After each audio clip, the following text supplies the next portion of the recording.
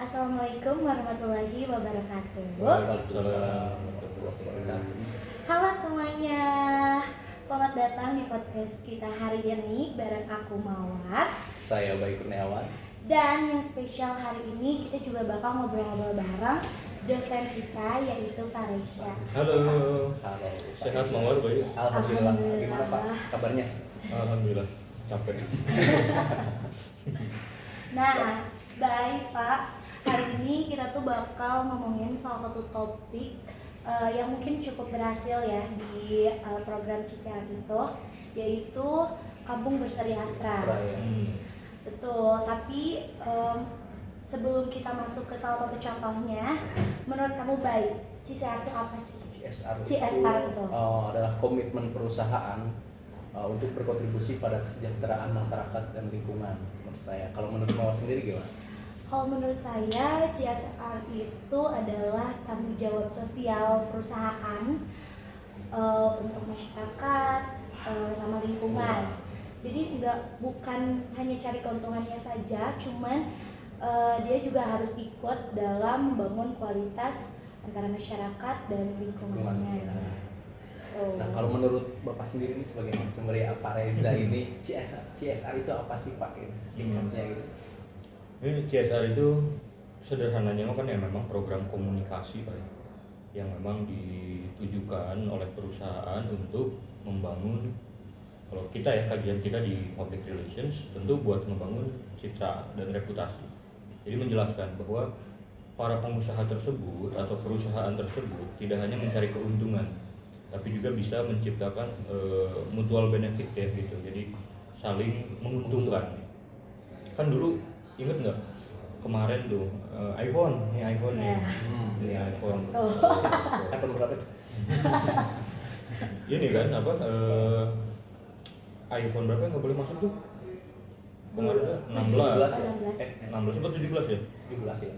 17 Awal-awal itu yang 17. Nah itu kan nggak boleh masuk karena apa? Karena dianggap perusahaan iPhone itu hanya meraup keuntungan dari pasar konsumen Indonesia aja gitu kan. Nah di sini pemerintah ingin membangun regulasi agar apa? Agar pertama mungkin iPhone mau membangun pabrik microchip atau pabrik spare part iPhone gitu kan, agar apa? Agar bisa membangun atau membawa kesejahteraan bagi masyarakat di Indonesia tadi. Dengan apa? Kalau udah ada pabrik kan nanti bisa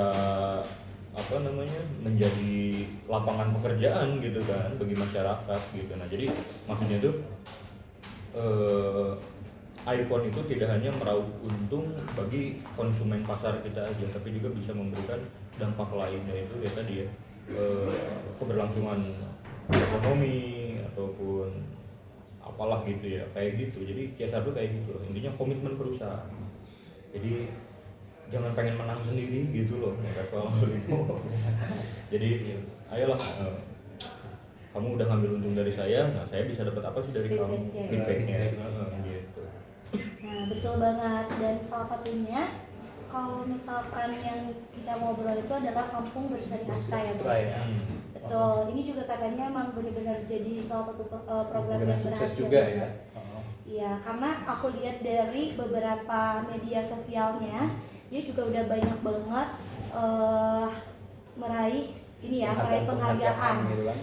Kalau misalkan kalian lihat itu ada di salah satu akun sosmednya, yaitu Paguyuban Sakba ya. Iya. Paguyuban Sakba. Di akun resminya. Akun resminya apa? CSR-nya ya. CSR-nya ya. Di mana itu? Di Instagramnya. Instagram. Betul. Jadi dia tuh katanya belasan kampungnya itu, beberapa kampungnya itu meraih anugerah Proklim di penghujung tahun. Jadi ada beberapa wilayah yang mendapatkan penghargaan itu baik. Tuh, salah satunya kalau misalkan di daerah kita tuh ada di Dago, Bandung ya. Di kamu katanya ada ya? Kalau di saya tuh ada juga di Garut ya. Di Garut itu ada Putra Jawa namanya itu, nama desanya itu. Jadi dia tuh bekerja sama antara Astra sama Unpar ya, Universitas Parahyangan itu, yang dulu saya sempat tahu itu ya, sempat tahu yang CSR ini salah satunya. Karena di sana gimana tuh yang Bayu lihat? kalau kata saya lumayan sukses Pak. Buat apa? Buat masyarakat juga gitu kan. Terus buat mereka juga nggak terlalu sulit juga, karena kenapa? Di sana itu daerah yang kenapa menjadi salah satu mungkin dipilih gitu kan. Yang pertama dari warganya itu yang mempunyai skill gitu Pak. Skill yang pertama itu, terus dari sumber dayanya juga kayak banyak bambu Pak gitu, karena dari bambu tersebut diolah menjadi kerajinan yang nantinya bisa dijual ke berbagai daerah itu. Ya, saya tahu itu. Jadi membantu membangun UMKM lokal Lokal kali lokal gitu. itu. Sama pariwisata juga nggak di sana? Kalau pariwisata kayaknya enggak deh, kalau yang, enggak ya? mungkin kalau yang di daerah lain ya, tapi kalau di Putra Jawa itu cuma itu aja. Jadi fokusnya pengembangan UMKM masyarakat gitu. Iya, kewirausahaan gitu. Itu salah satunya contoh di KBA di Garut. Betul banget ya, karena emang Astra ini katanya dia meliputi 4 pilar ya. Ada kesehatan, pendidikan, betul, kewirausahaan juga, tadi. dan kalau misal 4 pilar kan, kewirausahaan, kesehatan, pendidikan, terus satu lagi Ekonomi bukan? bentar, aku coba cek dulu ya. Lupa. sorry.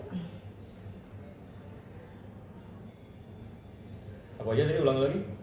pendidikan, ada kewirausahaan, kesehatan, dan satunya lagi itu saya lupa, lingkungan iya ya. Bukan UMKM. Itu kan itu UMKM itu masuk kewirausahaan Udah Pak. ya itu ya. sama lingkungan. Tadi ya lingkungan. Bener udah berarti Pak. Benar lagi ya. Gitu. Dan itu tuh bertujuan untuk selain mengembangkan UMKM, juga dia membangun kampung yang bersih, sehat, dan produktif seperti itu. Tapi Pak, kalau misalkan dari program Astra ini keunikannya apa sih dari program-program lain gitu? Ya kalau saya lihat sekarang memang perusahaan itu mulai mengarah kepada human capital development ya. Jadi nggak hanya program yang hit and run ya. Hit and run itu dalam artian kasih ya udah tinggal gitu. Tapi sustainability ya, berkelanjutan. Nah, jadi dalam satu proses komunikasi perusahaan hari ini tuh kita benar-benar harus banyak melihat ya. Pertama SDGs tadi, sustainability, development dan goal, sama ESG ya. ESG itu environment, social, and governance gitu ya.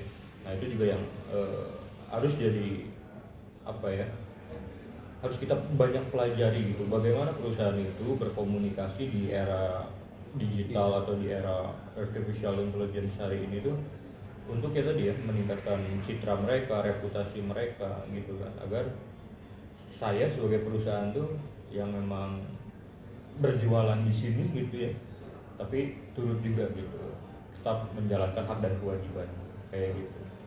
Nah, jadi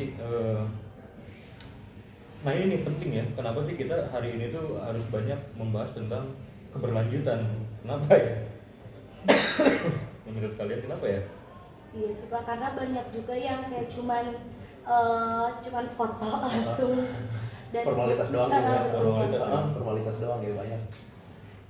Makanya di program KBA ini juga banyak sih Pak yang kayak berita-berita yang ngeluh gitu kan, mungkin karena nggak tahu kurang komunikasi dari yang perusahaan apa gimana gitu, karena tidak semua KBA ini Kampung Berseri Astra ini sukses Pak gitu. Oh gitu? Iya, nggak semua sukses, mungkin karena itu ya, jadi kayak banyak warga yang nggak dilibatkan juga gitu. Nah itu seperti itu.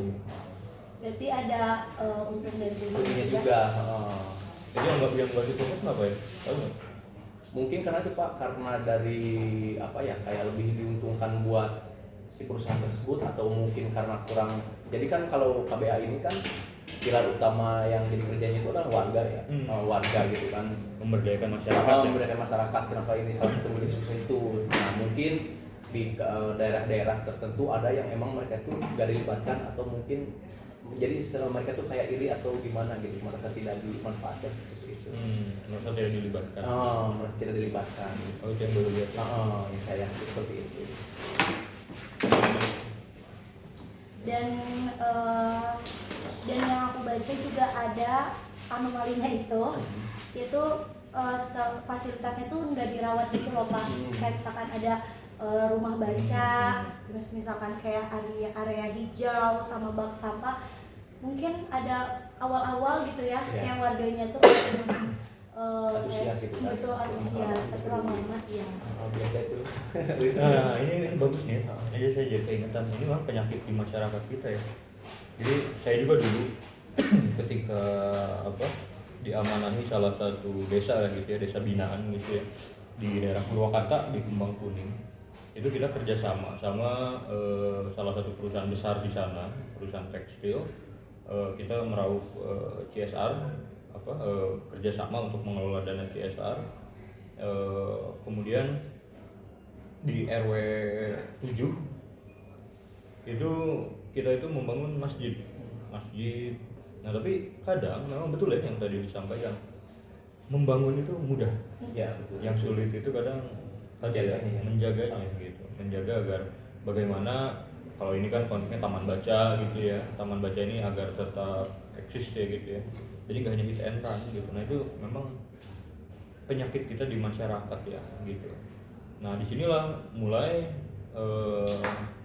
perusahaan-perusahaan itu melirik human capital development tadi, jadi pengembangan manusia gitu. Jadi tidak hanya membangunkan sarana prasarana, atau kalau kata istilah Sunda mah teu mere eupan tapi mere kayo.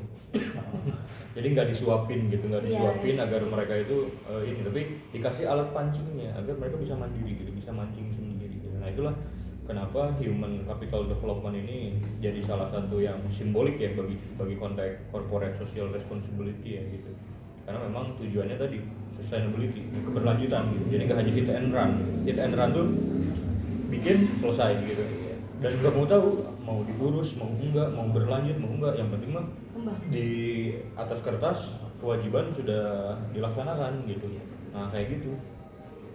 Nah tapi kan PR juga terus berevolusi ya, bahwa ya tadi gitu, sustainability itu menjamin bahwa apa yang kita buat ya itu bisa terus berkelanjutan gitu Bang. gitu. Kalau di Kampung Bayu kira-kira prasarananya masih suka dipakai nggak kalau di Batu? Saya udah lama ya gak kesana, karena dulu tuh emang saya gak terlalu merhati ini tuh ya, karena tahu gini kan, sebelum tahu ini CSR gitu kan. Saya kira itu KKN gitu kan, setelah saya cari tahu. Dikira KKN mahasiswa gitu ya. KKN, tapi kok beda ini. Ini lebih kayak, atau mungkin dari kampusnya, oh ini mah harus kayak gini gitu kan, karena KKN tapi kok punya modal gitu ya. Nah itu saya kira tuh seperti itu, pas saya telusuri gitu, oh ini CSR gitu kan, yang antara Unpar sama Astra gitu kerjasama. Tapi kalau di sana sampai sekarang kayak kewirausahaannya cukup ini sih, masih gitu kan, apalagi yang kayak itu yang dari bambu itu ya, karifan lokal itu masih terjaga gitu. Kecuali kayak ada posyandu di sana, kalau sana posyandu ya biasalah, posyandu kadang di mana-mana ya seperti itu, dari awalnya bagus ya kan, tapi lama kelamaan jadi rusak gitu. Seperti itu sih kalau di daerah Garut gitu. Itu mau. Bagus. Tapi aku belum ini ya, belum di kampung aku belum mendengar ada kegiatan gitu. Mungkin belum kali ya. Nah ini kan tentu PR itu tentu juga memetakan ya, memetakan stakeholder. Jadi dilihat kira-kira mana yang memang paling membutuhkan. Bukan berarti tidak terjangkau, boleh jadi ya, karena ya status warga di sana kan mungkin ekonominya juga sudah mapan gitu kan, dan sebagainya gitu. Jadi nah di sini PR juga dalam mengeksekusi program-program kerja komunikasi seperti ini, kita memerlukan satu kedalaman analisis, yaitu apa? Yaitu stakeholder mapping disebutnya. Jadi kita harus lihat dulu nih stakeholder kita di perusahaan yang sedang kita berinteraksi di dalamnya itu, kira-kira stakeholder perusahaan kita itu siapa aja gitu ya. Nah ini juga jadi pelajaran analisis stakeholder tadi gitu ya, yang berkepentingan. Dan juga ya tentu semua masyarakat kalau ngomongin uang ya kan, siapa yang gak pengen ya gitu kan, dibantu jalannya dibagusin, dibantu sarana prasarananya dibangun gitu kan, siapa yang gak pengen. Justru biasanya masyarakat itu setahu saya ya malah berbondong-bondong mendekati orang-orang yang memang dia itu pemegang kebijakan dari uang CSR tadi gitu loh. Jadi memang ada unsur politiknya juga kita ngomongin CSR itu. Nah, cuman ya tadi, maka PR itu adalah seorang pemegang kebijakan perusahaan, bahwa uang sebesar ini, anggaplah uang senilai miliaran rupiah gitu ya, mau diarahkannya kemana. Nah tentu kan juga sama perspektifnya seperti pemerintah ya, kita harus bisa menyalurkan ini tuh tepat sasaran, tepat guna gitu loh. Jangan sampai kita ngeluarin program bansos tapi yang dapat BLT-nya malah orang-orang kaya gitu kan. Nah itu kan enggak. Nah kan kayak di saya lah itu ada yang emang lihat warga yang maaf itu kayak udah tua gitu buat sendirian sendiri rumah tuh udah dapat, tapi yang haji gitu dapat Pak. Nah itu ada di sini, mungkin sama ya kali ini. Sama kayak aku juga. Sama juga kan kayak gitu benar. Nah, makanya ini dibutuhkan kemampuan PR itu untuk melakukan manajemen stakeholder mapping tadi. Jadi agar program yang akan kita taken kebijakannya tersebut itu tepat sasaran, tepat guna gitu loh. Jadi nggak menyasar ya tadi ya ya gitu loh ya, tidak salah sasaran intinya. Betul, Pak. Tapi kalau boleh aku tanya Pak, kalau misalkan dari kacamata akademik gitu ya, kalau menurut Bapak melihat model program seperti ini, seperti Kampung Berseri Astra itu gimana? Ya, jadi memang hari ini tuh PR itu banyak berbicara di konteks sustainability ya, keberlanjutan. Why? Tadi kita bertanya itu ya, kenapa gitu ya? Kenapa kok hari ini tuh kita banyak berbicara tentang isu-isu SDGs ya, Sustainability Development dan Goal. Itu kalau teman-teman pelajari lagi, nanti boleh lah silahkan dicek lagi, ada 17 poinnya ya. Banyak banget lah item-itemnya 17 gitu ya. Ada pendidikan berkelanjutan, kemudian ya lingkungan, kelaparan, banyak lah ya. Nah jadi sustainability tadi ya tadi gitu, agar tidak terciptanya satu program yang tidak tepat sasaran. Jadi sambil menyelam atau minum air atau sekali mendayung 2-3 terlewati. Nah jadi bagaimana para pemangku kebijakan public relation korporat ini bisa menggunakan tadi strategic thinking for decision making gitu Pak. Jadi berpikir strategis untuk menghasilkan keputusan terbaik gitu. Nah inilah akan makanya di kajian PR itu nanti kita akan melihat selain tadi ya, ini salah satu contohnya aja tadi stakeholder mapping, kemudian juga analisis analisis stakeholder tadi gitu ya. Dan terutama strategic decision making tadi gitu loh.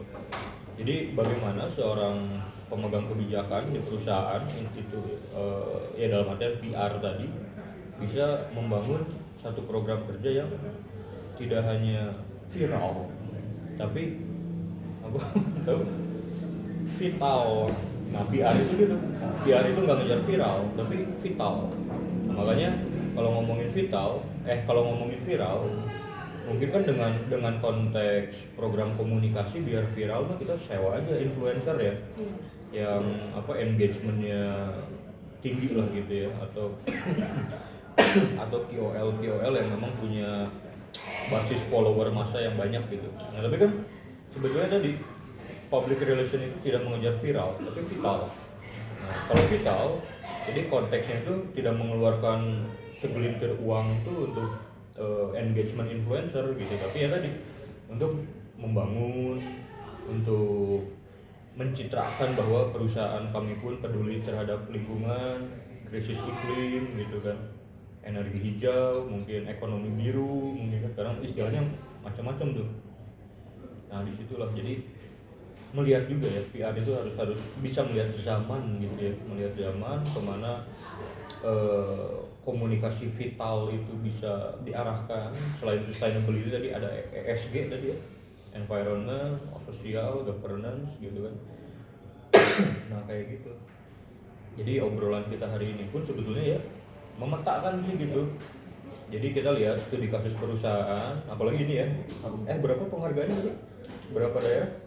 6, harus coba cek dulu ya. Banyak sih Pak.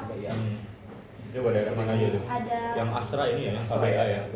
Ada Mitra Dago, Telaga Murni Kasih, Grulan Kulon Progo, terus ada KBA R02 Kelapa 2 Jakarta Barat, Kebon Pala Jakarta Timur, Rejo Agung Jombang, Regensi 2 Kabupaten Bekasi, Carang Rejo Jombang, Padang Panjang Aceh Barat Daya, sama ada Klewonan Kabupaten Kulon Progo. Jadi banyak banget ya, Pak.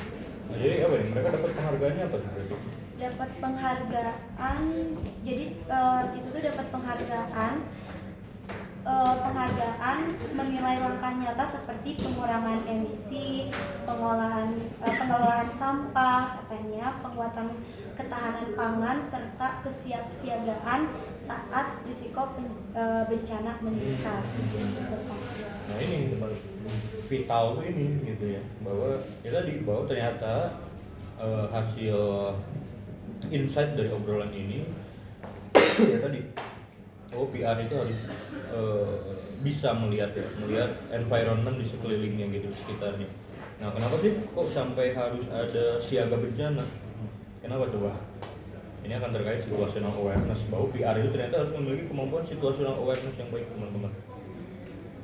Jadi situational awareness itu gini, kita sebagai bangsa yang besar, bangsa maritim, 70% negara kita kan selain archipelago, kepulauan, kita juga terdiri dari banyak lautan dibanding pulau-pulau. Tapi satu yang harus kita tahu, bahwa negara kita tuh ternyata ada di lingkup ring of fire, lingkaran cincin api.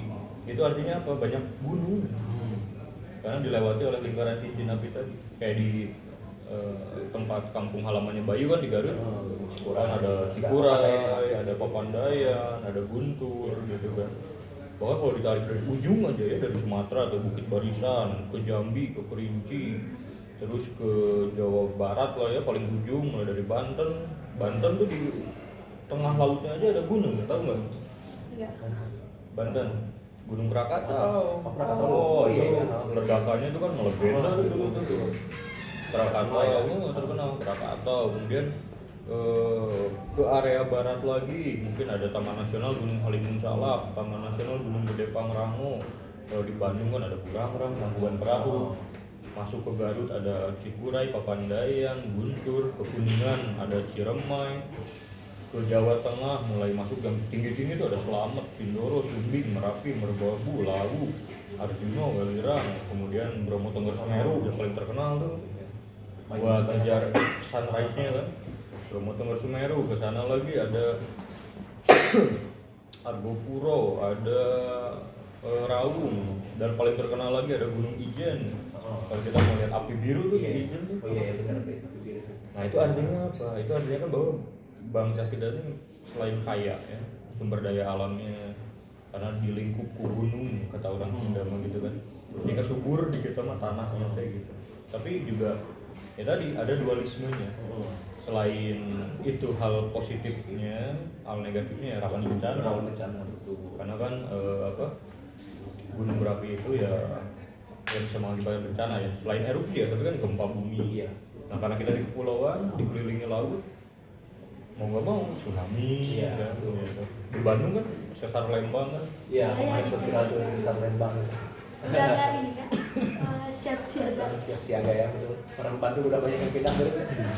Nah itulah konteks komunikasi vital itu gitu. Nah, itu. Bahwa perusahaan atau PR yang mengeluarkan kebijakan ini harus melihat the situational awareness tadi ya, kepekaan dan kesadaran situasional. Kita tuh ada di negara apa sih gitu, kita tuh ada di negara mana sih gitu. Jadi kebutuhan terbesar kita dalam berkomunikasi itu apa sih? Nah kemarin saya ngobrol ya sama si Fani sama Maudina, bahwa perusahaan Gojek mereka itu mengeluarkan program ini ya jadi membantu Kementerian Kesehatan untuk perpanjangan tangan gitu, untuk melatih orang-orang awam untuk melakukan PPGD, dilatih PPGD, jadi bantuan hidup dasar lah sehari-hari gitu. Jadi mitra-mitra perusahaan Gojek jadi diberi program CSR-nya itu ya tadi gitu, melatih mitra-mitranya untuk bisa menjadi relawan terdekat ketika ada bencana. Nah, jadi kalau dalam konteks perpanjangan tangan Kementerian Kesehatan, mereka itu menjadi tenaga cadangan kesehatan. Nah itu dibutuhin. Kebetulan saya kan ya dekat lah dengan Kemenkes, jadi tahu gitu bahwa memang program ini tuh memang sangat dibutuhkan. Jadi tidak terafiliasi di satu perusahaan, tapi stakeholder mapping ini pun juga bisa apa ya, kebijakan yang diambil oleh PR ini tuh bisa membantu ya tadi lintas sektor pada akhirnya, lintas kementerian gitu kan. Nah jadi memang hari ini tuh perusahaan tuh banyak bergerak di apa human development ya, human capital development gitu. Jadi udah nggak zaman lah gitu hari ini mah hit and run semacam BLT itu gitu. Jadi kasih beres tinggalin gitu kan, atau ya tadi proyek infrastruktur umpamanya ya gitu. Kecuali kalau di daerah-daerah ya masih banyak ya apa proyek untuk membagusin jalan itu masih banyak menggunakan dana CSR swasta dibanding pemerintah ya kadang ya, karena pemerintah kan alokasi anggarannya itu kemana-mana baik. Nah jadi kadang masyarakat terpencil itu menggantungkan harapan infrastrukturnya itu ke perusahaan besar yang ada di ruang lingkup mereka lah, daerah mereka gitu, untuk membagusin jalan dan sebagainya lah, akses sarana prasarana gitu. Benar sih, karena kalau itu tuh biasanya kayak BUMDes ya, desa misalkan kayak setiap tahun tuh ada tapi kecil gitu, misalnya kayak buat pembangunan jalan dalam beberapa tahun sekali gitu. Ya betul seperti itu. Jadi mungkin mereka lebih mengharapkan yang pasti-pasti aja ya kan. Gitu kan kalau pemerintah tuh kan kadang ya tadi ya apa anggarannya 1M nyampe kan sampai 10 juta. Ya, udah nggak aneh. Udah nggak aneh. Itu berarti itu menjadi tantangan ya di balik keberhasilan itu ya dari KBA ini yang tadi ya banyak juga tantangannya. Tuh, bukan cuman keberhasilannya saja ya, tapi ada juga beberapa anomali seperti itu. Ada yang mau ditanya nggak, Pak? Nah kalau saya nanti tadi kan tantangan tadi udah dijelaskan nih. Faktor keberhasilan ini dalam KBA ini menurut Bapak gimana? Faktor keberhasilan ini yang menjadi keberhasilan KBA? Ya tadi karena mereka mengutamakan 4 pilar tadi, lingkungan, pendidikan, kesehatan, kewirausahaan. Nah itu kan yang ternyata oleh PR-nya Astra dianggap satu hal yang bisa membangun sustainability gitu ya. Nah ini kan berarti kalau kita berbicara kesuksesan dari program komunikasi, tentu kita akan berbicara bagaimana PR itu bergerak man behind the gun gitu, atau behind the scene-nya itu kayak gimana sih gitu. Nah ternyata di balik kesuksesan satu program itu ternyata pasti akan ada satu analisis mendalam yang mereka tuh sukses gitu dalam memetakan stakeholder, memetakan kepentingan, bagaimana membangun kebijakan yang memang tepat sasaran, berdaya guna, berkelanjutan. Nah itu kan butuh rangkaian pemikiran analisis ya sebelum jadi membutuhkan kemampuan strategic thinking gitu. Jadi gimana caranya kita bikin satu hal ini tuh ya tadi sambil menyelam minum air atau sekali mendayung 2-3 pulau itu terlewati. Makanya kan dan ini terbukti keberhasilan Astra ini dengan ya tadi ya meraih penghargaan di bidang lingkungan tadi ya. Nanti teman-teman boleh ini ya IG-nya ya. IG-nya ada. Ada namanya ini Paguyuban Sakba. Sakba ya itu bagus juga ya, KBA ini masuk kampung menjadi salah satu desa wisata terbaik di 65 negara gitu. Daerah mana tuh? Kalau daerahnya ya tadi Pak, kalau yang daerahnya itu tapi ya kan kalau dari semua ini program ini masuk wisata ini masuk dalam 65 negara gitu, dapat penghargaan pada tahun 2025 update update itu update emang sampai sekarang berkelanjutan gitu karena yang tadi faktornya yang tadi mungkin ya seperti itu. Dan aku baca juga ternyata emang si program Astra ini dan mungkin kalau pengubahan limbah sampah menjadi batik itu kalau misalkan kalian lihat itu di sosmednya banyak juga, salah satunya ada limpah sampah menjadi batik, karena katanya Pak, mereka tuh menyadari bahwa banyak sampah seperti kayak tinta cumi, ampas kopi, dan dedaunan memiliki pigmen warna yang alami ya tuh seperti ini, banyak banget. Nah ini kan juga kita bisa lihat itu ini ya, kenapa kok PR yang memegang kebijakan untuk mengeluarkan dana CSR ini memilih ini ya, sampah ya. Nah, mungkin kan atas hasil analisis di daerah tersebut bahwa ternyata memiliki permasalahan ya sampah tadi gitu loh. Makanya PR juga walaupun dia bekerja di perusahaan-perusahaan dimanapun itu, tapi ketika udah berbicara di ranah lapangan seperti ini, ternyata PR pun harus bisa memahami medan eksternal ya. Jadi nggak hanya berbicara tentang bagaimana internal perusahaan mereka gitu, tapi bagaimana daya jangkau eksternal mereka. Nah tadi mulai dari mapping yang pertama itu kan mungkin mana yang membutuhkan tepat sasaran, itu kan dari banyak daerah ya di kita tuh ya gitu kan, dipilih salah satu, setelah dipilih daerahnya diteliti lagi di daerah itu kira-kira masalah yang paling fundamentalnya itu apa gitu. Nah makanya kan di mata kuliah kita hari ini secara kurikulum kita mulai ada kan kajian komunikasi lingkungan gitu kan, komunikasi kesehatan. Karena apa? Karena dia terintegrasi gitu terintegrasi untuk ya ini gitu, karena kemampuan PR profesional di perusahaan ya ini kerjanya seperti ini gitu loh. Jadi kita harus terjun langsung ke lapangan, ke masyarakat, melihat gitu kira-kira kalau di desa ini atau di kampung ini mereka membutuhkan tidak gitu. Dan kira-kira kalau kita memilih desa ini, kira-kira return of investment-nya ke kita tuh dapat nggak gitu, secara branding, secara citra, secara reputasi. Nah itu kan ada ukurannya. Makanya di kita juga belajar ROI ya, return of investment. Jadi uang yang sudah kita keluarkan, perusahaan keluarkan bagi pengembangan program-program CSR tersebut apapun itu kan akan dihitung. Kira-kira dampaknya, daya jangkaunya gitu kan. Nah ini saya salut ya si Sosmednya. Nah ini kan ternyata punya akun resmi program CSR. Saya baru tahu teman-teman, saya baru tahu barusan beneran. Dan ternyata udah 22.500 follower. Dan ini bukan sosial media perusahaan ya gitu. Tapi sosial media yang memang membangun engagement untuk membuktikan keberhasilan program komunikasi dari perusahaan gitu. Dan dengan daya engagement segini tuh saya pikir udah hebat banget ya, 22.000 dia bisa punya follower gitu kan. Dan juga nanti teman-teman bisa lihat ya bagaimana ya perusahaan berkomunikasi dan menampilkan sejumlah keberhasilan program komunikasi mereka. Nah ini kan bisa dilihat ya, bisa dipelajari mulai dari desain grafisnya, cara pemilihan komunikasinya dalam menyampaikan keberhasilan tadi ya, kesuksesan tadi gitu, pemilihan angle foto, betul. Berkorelasi semuanya ternyata ya.